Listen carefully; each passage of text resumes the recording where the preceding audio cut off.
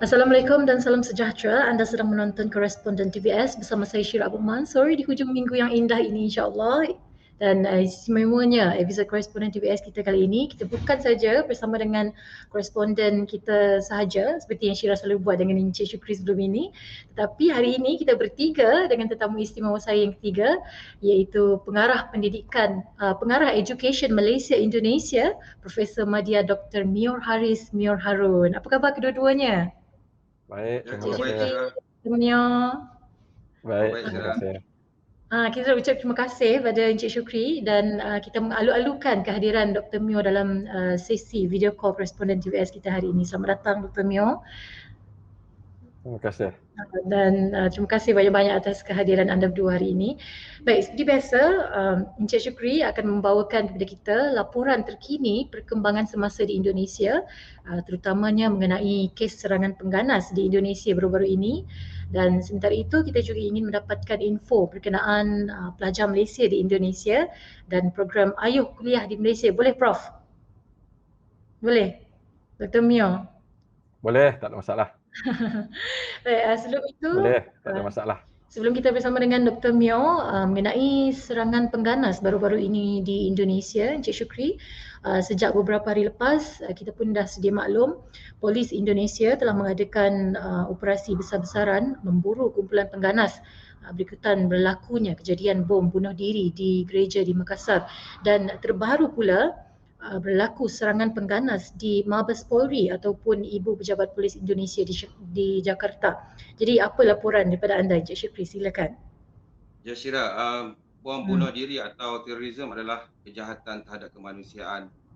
Terorisme sama sekali tidak berkaitan dengan ajaran agama mana-mana pun. Semua ajaran agama menolak aksi terorisme atas apa juga alasan. Setakat 31 Mac, sebanyak 23 suspek pengganas telah ditahan di beberapa kota di Indonesia, termasuk 5 di Jakarta dalam operasi besar-besaran polis Indonesia memburu jaringan pengganas susulan insiden bom bunuh diri di gereja katedral di Makassar, Syirah. Dan adakah insiden bom bunuh diri dan insiden serangan pengganas di Ibu Pejabat Polis Indonesia itu ada mempunyai kaitan mungkin? Ya, Syirah, berdasarkan kenyataan polis Indonesia, mereka yang ditahan masih dalam siasatan. Dua suspek bom bunuh diri di Makassar, iaitu pasangan suami isteri berusia 20-an, disahkan pengikut kumpulan pengganas Jemaah Asyarut Daulah. Manakala wanita yang disyaki pengganas dalam serangan di Ibu Pejabat Polis dipercayai berideologi ISIS. Hubungan kedua-dua itu masih lagi dalam siasatan, ya, Syirah. Ya, Encik Syukri, dan kita harapkan tidak ada lagi lah kejadian atau insiden sedemikian. Tetapi sudah tentulah ada kekhawatiran ketika penganut Kristian menyambut Friday baru-baru ini dan juga perayaan Easter Sunday pada 4 April. Baiklah, untuk Dr. Mior Haris, kita nak simpan dahulu perkabaran mengenai pelajar-pelajar kita di Indonesia bersama dengan Dr. Mior kerana kita nak berehat seketika. Kembali selepas ini dalam Koresponden TVS.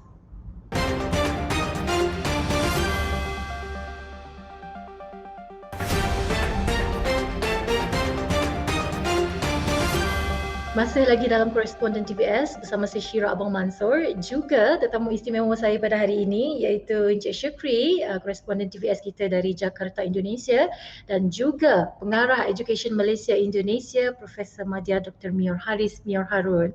Baik, kita nak terus bertanyalah kepada Dr. Mior, bagaimana dengan tahap keselamatan pelajar-pelajar Malaysia di Indonesia ketika ini? Okey, terima kasih Syira kerana menjemput saya untuk sesi pada pagi ini. Sama-sama kasih. Laporan mengenai pelajar berada dalam kesusahan atau sebagainya. Dan untuk makluman Syira, buat masa ni kita ada hampir 4,000 pelajar Malaysia yang sedang berkuliah di Indonesia ini. Tetapi kerana masalah pandemik ini, hanya kira-kira 700 yang kini berada di Indonesia.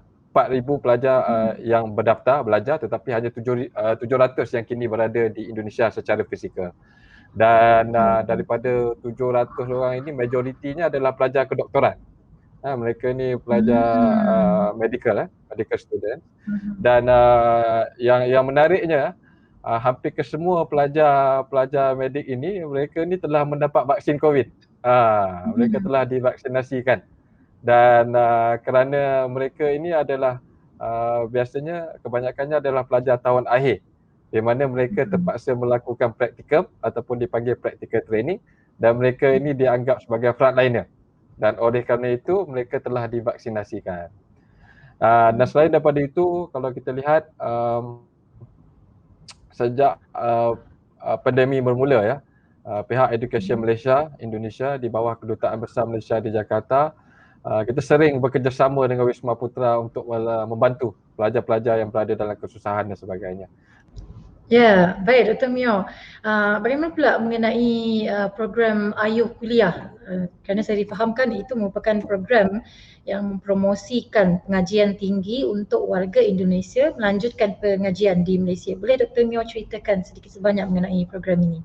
Silakan. Ya betul Syirah, amat tepat sekali ya. Kerana kita mempunyai satu program ya, kita panggil Ayuh Kuliah di Malaysia. Ayuh Kuliah di Malaysia ni adalah satu flagship program kita, di mana kita membuat satu edu fair yang besar yang melibatkan banyak universiti daripada Malaysia, dan yang penting sekali kita lakukan program ini di dalam kedutaan sendiri. Kedutaan Besar Malaysia di Jakarta ini dibuka kepada publik. Jarang kedutaan kita ni dibuka kepada publik. Tapi khusus untuk acara ini, kedutaan besar kita dibuka untuk publik untuk kita mengadakan program Ayuh Kuliah di Malaysia.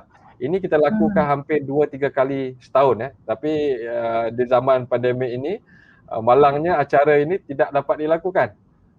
Jadi dengan erti kata yang lain, kita punya urusan pemasaran kita ya, untuk urusan promosi kita untuk menggalakkan siswa Indonesia ke Malaysia ni agak terganggu sedikit.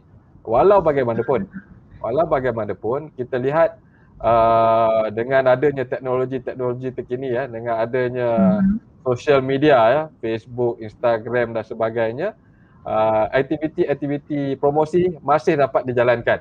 Kita menjiwai medium anak-anak muda sekarang ni ya. Anak-anak muda sekarang ni dia online sekarang ni. Ya, semuanya online, semuanya social media Syirah ya. Jadi kita buat program-program promosi yang melibatkan Insta Story, Facebook Live dan sebagainya. Dan kita juga ada satu acara di mana kita buat virtual fair. Dia sama seperti edu fair face to face, tetapi dia dilakukan secara virtual. Di samping itu kita ada satu produk yang terbaru ya, yang kita launch iaitu kita pakai Ayuh Kuliah di Malaysia phone app. Ini kita di Indonesia ni dia agak unik ya. Dia sebuah negara yang besar, sebuah negara yang luas, tetapi penggunaan handphone mereka ataupun di Indonesia ni dia panggil HP ya. Penggunaan HP mereka ni adalah tinggi. Dan HP ini jadi app ni memang agak ataupun amat penting di Indonesia ini. Jadi terkait ataupun dengan adanya konektiviti yang baik melalui handphone ini, kita telah merancangkan Ayuh Kuliah app di mana pelajar-pelajar boleh mendapat ataupun potential student ni boleh mendapat semua maklumat terkini mengenai universiti-universiti yang ada di Malaysia, program-program apa yang ada, berapa yuran kuliahnya, lokasinya di mana dan sebagainya. Jadi itulah antara aktiviti promosi yang masih kita lakukan. Dan untuk makluman, walaupun di zaman pandemik ini, permintaan untuk berkuliah di Malaysia itu masih tinggi. Cuma pelajar-pelajar ini dia lebih prefer face to face education. Jadi mereka lebih prefer ataupun mereka lebih cenderung untuk tunggu sehingga pandemik habis, barulah mereka ingin datang ke Malaysia untuk kuliah secara face to face. Baik, bagaimana pula dengan sambutan yang program Ayuh Kuliah tadi? Kan Cik Dr. Mio tadi kan beritahu yang program ini dipromosikan secara online sekarang. Bagaimana dengan sambutan daripada warga Indonesia di sana? Satu soalan yang baik ya Syirah. Sebenarnya sambutan itu amat menggalakkan sehingga kita terpaksa increase kita punya platform. Pada peringkat awalnya platform kita hanya boleh menampung sekitar 500 visitor at one time, tapi kerana permintaan yang tinggi kita terpaksa increase kita punya capacity untuk acara video fair itu. Dan acara video fair ni amat menarik kerana senang untuk kita berkongsi video sebab dia platform dia adalah satu platform khas yang agak mudah untuk pelajar berkomunikasi secara langsung dengan wakil-wakil daripada universiti. Dan yang menariknya dengan adanya platform itu juga senang untuk kita disseminate information yang akan datang. Kerana kita ada email-email pelajar ini, kita ada nombor telefon mereka dan sebagainya. Jadi secara konektivitinya saya rasa virtual fair ni lebih baik daripada face to face punya fair. Cuma face to face punya fair ni sometimes pelajar-pelajar ini dia dah tahu dah negara mana dia nak pergi, universiti mana nak pergi. Sometimes dia ni nakkan ada a live person, they need someone to talk to. Ataupun orang Inggeris panggil they want assurance lah in terms of education level mana yang ingin kita offer lah kepada pelajar-pelajar ni. Jadi kita melihatkan ini agak menarik kerana dari segi promosi ni dalam kesusahan ada kebaikan dia lah. Ada kebaikan dia dan kita lihat teknologi ni dapat fasilitatekan kita punya marketing promosi kita. Baik, sangat menarik sebenarnya apa yang dikongsikan oleh Dr. Myo dan juga Encik Syukri. Banyak sebenarnya yang kita ingin tahu mengenai program ini tapi kita kekurangan masa lah untuk bercakap mengenai program tersebut. Apa-apa pun, terima kasih Dr. Myo Haris dan Encik Syukri untuk laporan hari ini.